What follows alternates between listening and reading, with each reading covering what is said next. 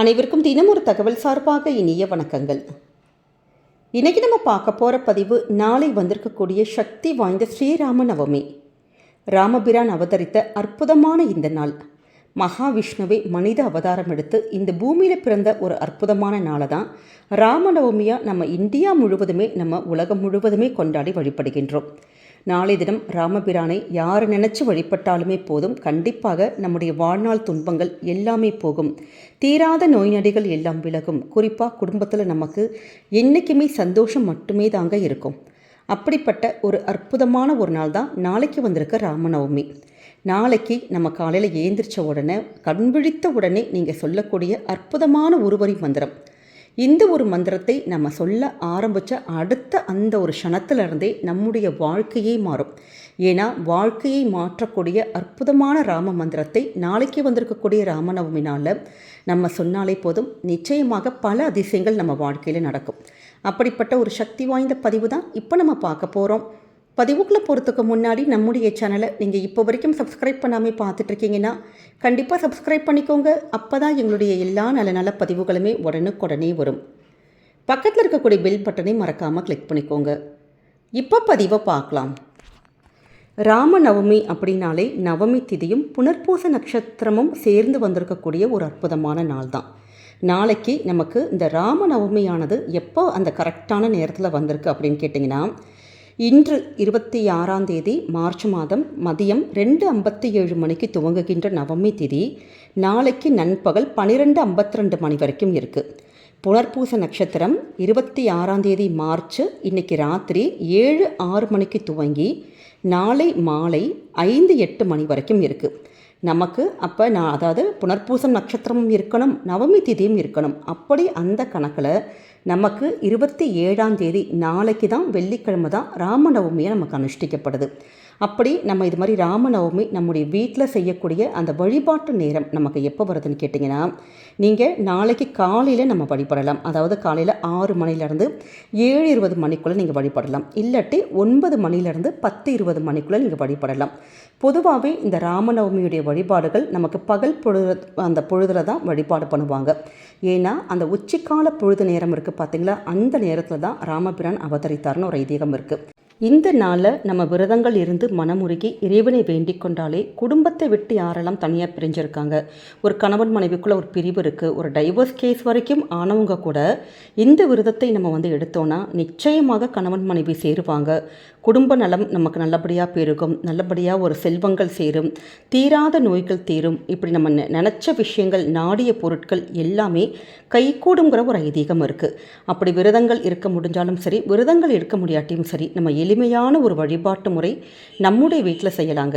வீட்டில் ராமருடைய படம் கண்டிப்பாக எல்லாருடைய வீட்லேயும் இருக்கும். அப்படி அந்த படத்தை நல்லபடியாக சுத்தப்படுத்தி நல்லா தொடச்சிட்டு மஞ்சள் குங்குமம் மட்டும் வச்சுட்டு ஒரே ஒரு தீபம் மட்டும் நீங்கள் ஏற்றிட்டு அந்த படத்துக்கு துளசி மாலைகள் நீங்கள் நாளைக்கு சாத்துறதுங்கிறது ரொம்ப ரொம்ப விசேஷம். அப்படி துளசிகள் வச்சுட்டு வெத்தலை, பாக்கு, பழம் சுவாமிக்கு நிவேதனமாக பானகம், நீர்மோர் இந்த 2 பொருட்கள் ரொம்ப ரொம்ப விசேஷமான பொருளாக கருதப்படுது. ஏன்னு கேட்டிங்கன்னா, ராமர் வனவாசம் இருந்த காட்டில் 14 வருஷங்கள் அப்படி இருக்கிறப்ப அந்த காட்டில் கிடைக்கக்கூடிய அவருடைய தாகத்தை தவிர்க்கவும் அவர் நிறைய இந்த எளிமையான உணவுப் பொருட்கள் தான் எடுத்துக்கிட்டாராம்.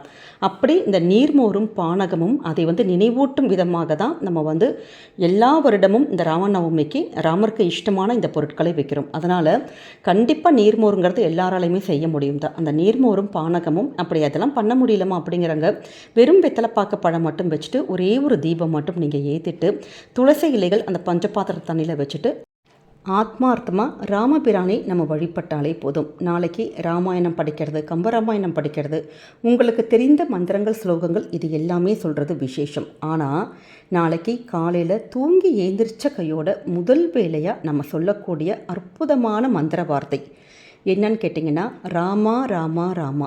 இந்த ஒரு மந்திர வார்த்தைக்கு நமக்கு அதீதமான ஒரு சக்தி இருக்குது. நிறைய பேர் எவ்வளவோ பரிகாரம் செஞ்சிட்டோங்க, ஆனால் எங்களுக்கு இது வரைக்கும் நல்லபடியான ஒரு பலன்கள் கொடுக்கவே மாட்டேங்குது, கஷ்டங்கள் வந்துக்கிட்டே இருக்குது அப்படின்னு சொல்லிகிட்டே இருக்கோம். பார்த்தீங்களா, நமக்கு கஷ்டங்கள் நம்ம அனுபவிக்கிறதுக்கு காரணம் என்னன்னு கேட்டிங்கன்னா, நம்முடைய கர்ம வினைகள் மட்டும்தான். ஏன்னா பரிகாரங்கள் செஞ்சிட்டும், நம்ம நிறைய வழிபாடுகள் செஞ்சிட்டும் கஷ்டங்கள் தொடர்ந்து அனுபவிச்சுட்ருக்கோன்னா கர்ம வினைகள் நமக்கு இன்னும் தீரலைன்னு அர்த்தம்.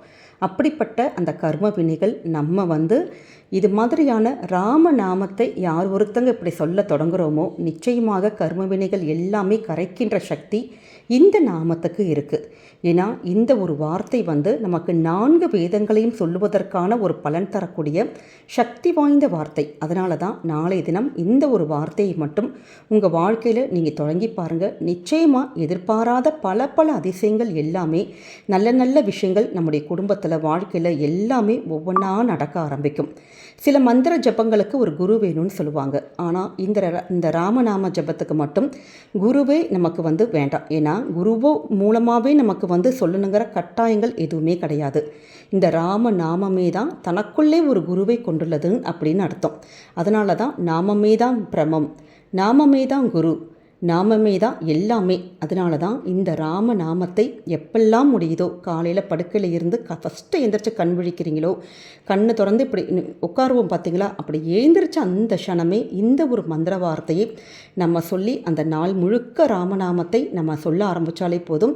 முழுக்க எல்லாமே ராமத்துடைய அந்த நாமத்துடைய அந்த விசேஷங்களாகவே இருக்கும். ஏன்னு கேட்டிங்கன்னா நம்முடைய கர்ம வினைகள் வந்து நமக்கு ஏதாவது ஒரு காரணத்தினால நமக்கு துக்கம் நடக்கணும், ஒரு அவமானம் நடக்கணும், ஏதாவது ஒரு அசம்பாவிதம் நடக்கணும் அப்படின்னு சொல்லிட்டு சில விதிகள் எழுதியிருப்பாங்க பார்த்தீங்களா. அந்த விதிகள் கண்டிப்பாக தடுக்கப்படும்.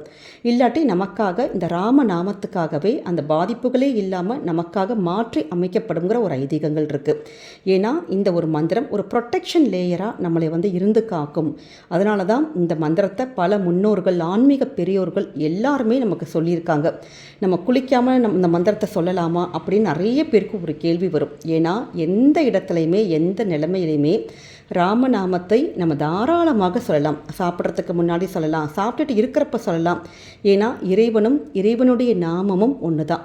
எப்பயுமே நம்ம ராமநாமம் எழுதுகிறப்ப நிறைய பேர் ஸ்ரீராம ஜெயம் வந்து எழுதுகிறப்ப நமக்கு உடம்பு மனசு கை இது எல்லாமே ஒருமிச்சு செயல்படணும்னு சொல்லிட்டு ஒரு ஐதீகங்கள் இருக்குது. ரொம்ப சுத்தபத்தமாக இருக்கணும்னு ஒரு ஐதீகம் இருக்குது. ஆனால் ராமநாமாவுக்கு சொல்கிறதுக்கு மனசு மட்டும் இருந்தாலே போதும். ஏன்னா அதுக்கு எந்தவித ஃபார்மாலிட்டி எதுவுமே வேணாங்கிறாங்க. ஒரு குடும்பத்தில் பெண் குழந்தைகளாக இருக்கட்டும், இல்லை ஒரு பெண்ணாக இருக்கட்டும், குடும்ப தலைவியாக இருக்கட்டும், யார் ஒருத்தங்க இந்த ராம நாமத்தை நம்ம வந்து இப்படி சொல்ல ஆரம்பிக்கிறோமோ நிச்சயமாக அந்த பெண்ணோட குடும்பமாக இருக்கட்டும், இல்லாட்டி கணவன் அந்த கணவருடைய குடும்பம், குழந்தைங்க, பெற்றோர்கள், இப்படி அந்த பெண்ணை சார்ந்த ஒட்டுமொத்த குடும்பமும் நிச்சயமாக பிறப்பு இறப்பு சக்கரத்தில் இருந்து விடுபடுவாங்க அப்படிங்கிற ஒரு ஐதீகம் இருக்குது. அது வீட்டுக்குள்ளே தெய்வீகமாக நிறைஞ்சு நம்ம வீடே கோவிலாக மாற்றக்கூடிய சக்தி இந்த ராமநாமத்துக்கு இருக்குங்கிற ஒரு ஐதீகம் இருக்குது. அப்படிப்பட்ட இந்த சக்தி வாய்ந்த ராமநாமத்தை நம்ம எந்த இடத்துலையுமே எந்த நேரத்துலையுமே தாராளமாக நம்ம வந்து சொல்லலாம். எந்தவித தோஷங்கள் எதுவுமே ஆகாதுங்க. நிறைய பெண்களுக்கு இந்த இடத்துல ஒரு சந்தேகம் வரும். இப்போ பெண்களுக்கு பீரியட்ஸ் ஆனால் இந்த ராமநாமத்தை நம்ம சொல்லலாமா அப்படிங்கிற ஒரு கேள்வி இருக்கும். கண்டிப்பாக தாராளமாக பீரியட்ஸ் ஆகியிருந்தாலுமே இந்த ராமநாமத்தை நம்ம சொல்லலாம். இதற்கு எந்தவித நமக்கு தயக்கம் எதுவுமே வேண்டாம். ஏன்னா பெண்களுடைய இயற்கையான ஒரு நாட்கள் தான் நமக்கு பீரியட்ஸ். அதனால் ராமநாமா சொல்கிறதன் மூலமாக இந்த பிரபஞ்ச சக்தி கிட்ட தான் நம்ம அடைக்கலமாகிறோம். அதனால் ராமாங்கிற சொல்கிறது வந்து ராமநாமத்தை சொல்வதற்கு எந்த விதியும் நமக்கு எதுவுமே கிடையாது. அதனால் நாளைக்கு உங்களுக்கு பீரியட்ஸாக இருந்தால் கூட தாராளமாக இந்த வார்த்தையை நாளைக்கு நாள் முழுக்க நீங்கள் சொல்லலாம். அதே மாதிரி நமக்கு ராமருடைய சக்தி வாய்ந்த மூல மந்திரம், இந்த மந்திரத்தை நம்ம குளிச்சுட்டு நீங்கள் காலையில் வெறும் வயிற்றில் இருக்கிறப்ப சொல்லலாம். இல்லாட்டி நம்ம பூஜை நீங்கள் ஏதாவது பண்ணுவீங்க பார்த்தீங்களா, அந்த பூஜை நேரத்தில் நீங்கள் இந்த ஒரு மந்திரத்தை 9 முறை நம்ம சொல்லி வழிபடுறப்ப நிச்சயமாக ஒரு அபரிதமான ஒரு மாற்றங்கள், அந்த தடைகள் எல்லாமே விலகி நமக்கு ராமருடைய அந்த பரிபூர்ண அனுகிரகம் கிடைக்கும். அப்படிப்பட்ட சக்தி வாய்ந்த ராமருடைய மூல மந்திரம் ஓம் ஸ்ரீ ராமாய நமக, ஓம் ஸ்ரீ ராமாய நமக. இந்த மந்திரம் ரொம்ப ரொம்ப விசேஷமான மந்திரமாக கருதப்படுது. நிச்சயமாக காலையில் குளிச்சுட்டு வந்த கையோட இந்த மந்திரத்தை 9 முறை மனசார நீங்கள் சொல்லுங்கள். எப்படிப்பட்ட தடைகள் முட்டுக்கட்டைகள் எல்லாமே விலகும். வாழ்க்கையில் எல்லா காரியத்திலும் முன்னேற்றங்களும் இனி வெற்றி மட்டும் தாங்க கிடைக்கும். நம்முடைய கமெண்ட் செக்ஷனில் ராமா ராமா ராமா அப்படிங்கிற அற்புதமான ராம நாமத்தை பதிவிடுங்க. நிச்சயம் ராமபிரானுடைய அருள் உங்களுக்கும் உங்கள் குடும்பத்துக்கும் என்றைக்குமே பரிபூர்ணமாக இருக்கும். இந்த பதிவு எல்லாருக்கும் பிடிச்சிருக்கும்னு நினைக்கிறோம். பிடிச்சிருந்தால் மறக்காமல் ஃப்ரெண்ட்ஸ் அண்ட் ஃபேமிலி மெம்பர்ஸ்க்கு ஷேர் பண்ணுங்கள். அவங்களும் இதை பார்த்து பயன்பெறட்டும். நம்முடைய சேனலை நீங்கள் இப்போ வரைக்கும் சப்ஸ்கிரைப் பண்ணாமல் பார்த்துட்ருக்கீங்கன்னா கண்டிப்பாக சப்ஸ்கிரைப் பண்ணி உங்களுடைய ஆதரவுகள் சப்போர்ட்டுகள் என்றைக்குமே எங்களுக்கு கொடுக்கணும். மீண்டும் ஒரு நல்ல பதிவில் சந்திக்கிறோம். நன்றி, வணக்கம்.